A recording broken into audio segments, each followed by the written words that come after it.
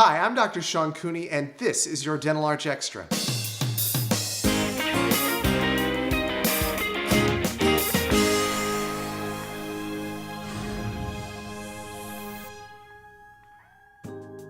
In May 2016, Dr. Ronald Inge was added to the executive lineup of Delta Dental of Missouri as their first dental director. He brings with him 15 years of experience as a general dentist and over 20 in leadership roles in the dental benefits arena, including serving as the dental director for both Aetna Dental Benefits and Delta Dental of Washington. Recently, I sat down with Dr. Inge at the Delta Dental of Missouri corporate offices in Sunset Hills for a candid conversation about the challenges facing our profession and the future of dental benefits in the modern marketplace. Dr. Inge, thanks for being with us. My pleasure. So how is Delta Dental of Missouri working to strengthen its relationship with its member dentists? So in the coming months, every dentist in Missouri will be visited by a member of my staff. Our purpose is going to be determining how we can bring value to the dental offices. First thing will be, how can we make it easier for the dental offices to work with Delta Missouri? So we're developing a list now, we'll call it our top 10 list, of what are the biggest pain points the dental offices have with Delta Missouri, and can we provide answers to those problems? What information have you used to compile that list? So we're compiling our list from the calls that actually come into our customer service department. So we've already met with our customer service department, identified where those pain points are. Most of them are around collecting benefits and claim submissions. So we're developing brochures and pamphlets and leaflets that we'll be able to come into an office, discuss with the front office staff, and be able to leave those behind to help that staff in terms of how they communicate, making sure that accurate information is being passed, the correct information is being passed, so that it doesn't slow down any processing of claims. Okay. That brings me to a good question. Many dental offices sometimes find themselves wedged between the insurance company and their patients when their determinations aren't made as expected. Right. How is Delta Dental working to proactively facilitate the flow of information to the patient? Okay. That's a real challenge because we work through our clients. Our clients are the employers. We do have the opportunity to provide all the information about their dental benefits plan and how they can utilize it. We continue to work, again, through the dental office because it's the face-to-face interaction between the doctor and their patient where it's critical that information be passed. So as much information as we can give to the dental office so they can speak very clearly to the patient, that's, from my point of view, my department's biggest challenge is to provide the dental office with all that information so that they can have that conversation. So I'm going to switch more towards the marketplace, the dental insurance marketplace, because I know recently, especially with laws that have recently been passed as far as general health care is concerned, I know that affects dental to a certain extent. How is Delta Dental working to maintain its place, its spot in the marketplace, sort of as, at least in Missouri, as the premier, dental benefit provider? The marketplace has changed so much over the past 10 to 15 years.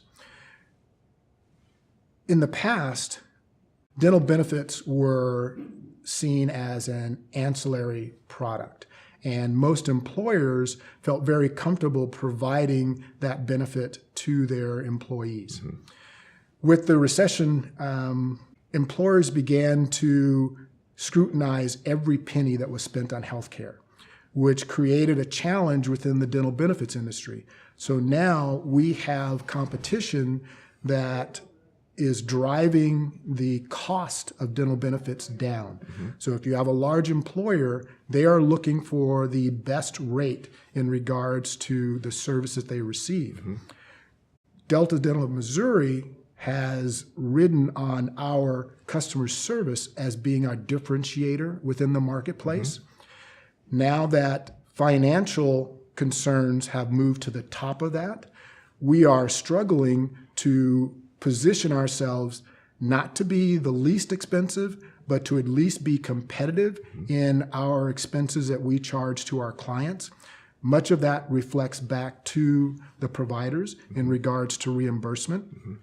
So where we have challenges from other dental benefits companies where they may have reimbursement levels within the state of Missouri that are lower than our reimbursement rates, that puts us at a disadvantage.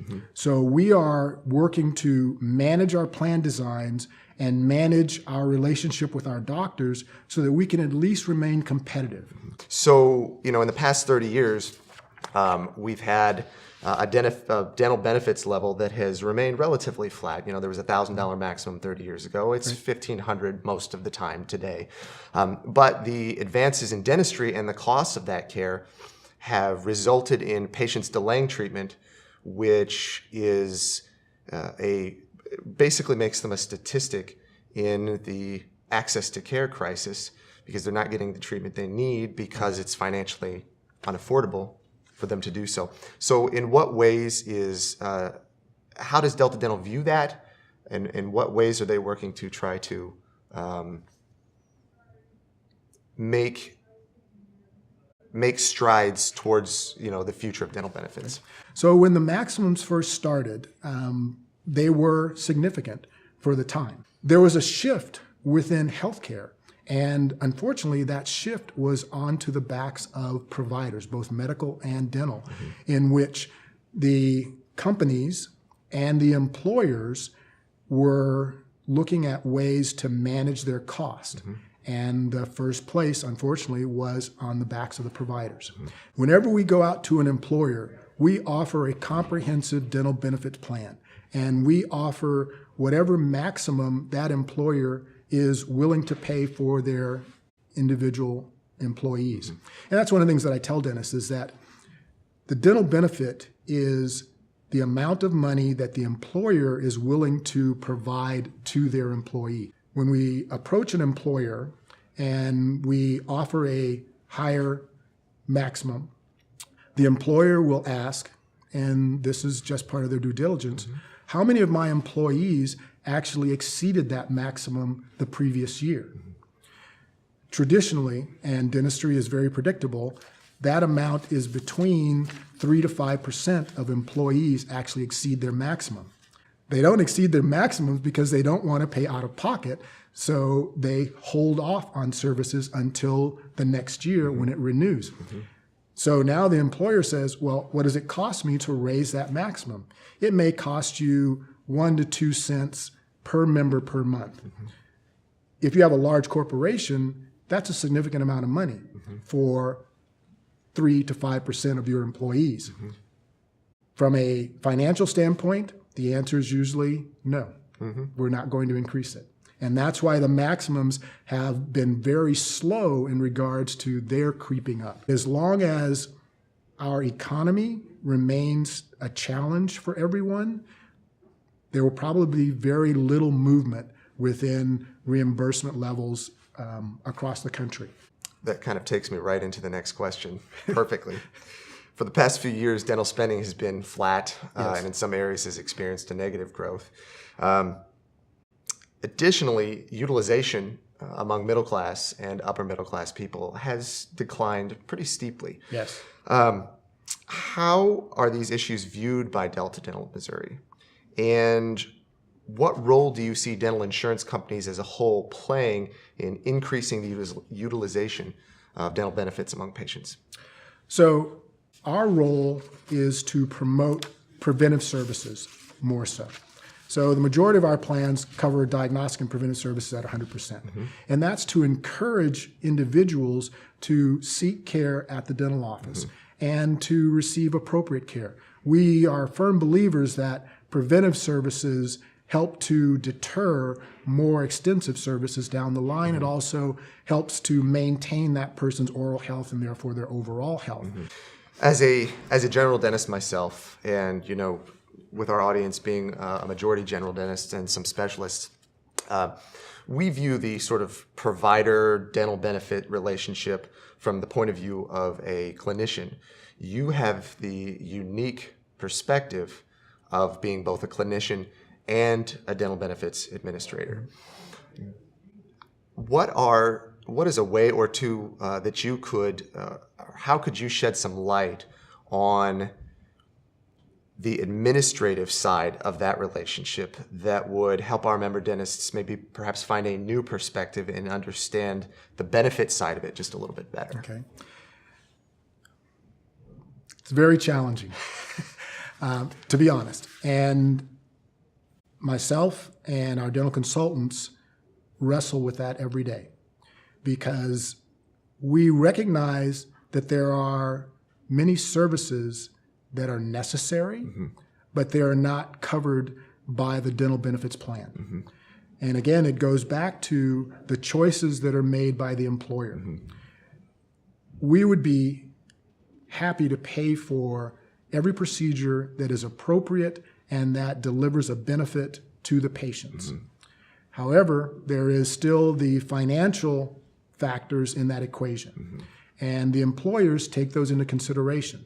So as a result, we do have policies around what we will determine as necessary to provide a service.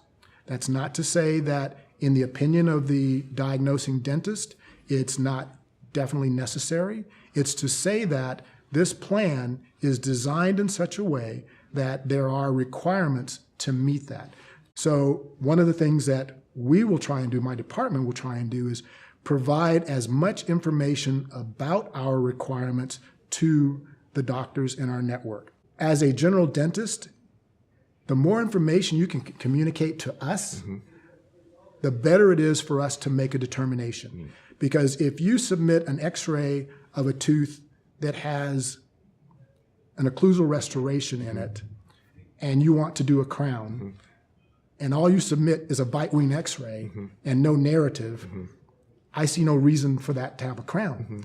And that tooth may have a fracture, but if you don't tell me that, I don't know it. So by my criteria, this doesn't qualify for a crown.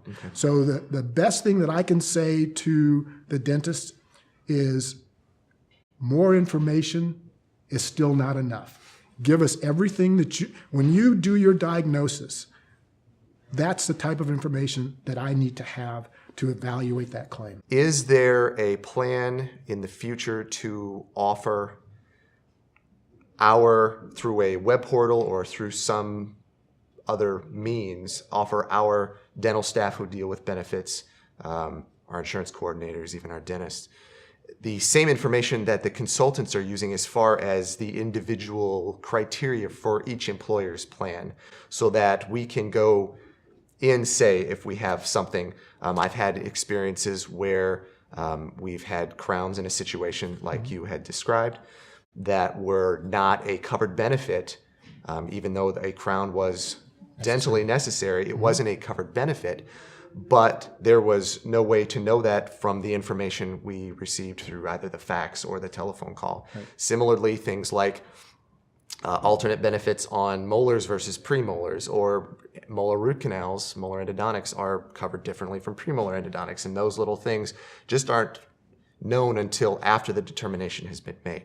So is there any plan to offer that comprehensive information on the practitioner level? Yes. So first, I mentioned the top 10. Right. So those fall into those types of situations. And also what I would like to accomplish, and my plans are that towards the latter part of this year, we will start to set up workshops, which we will invite front office staff as well as dentists if they want to attend, and we will go through those types of situations and provide the information of what is needed for each one of those types of services. Understood. Dr. Inge, thank you very much for your Thank time. you. My pleasure.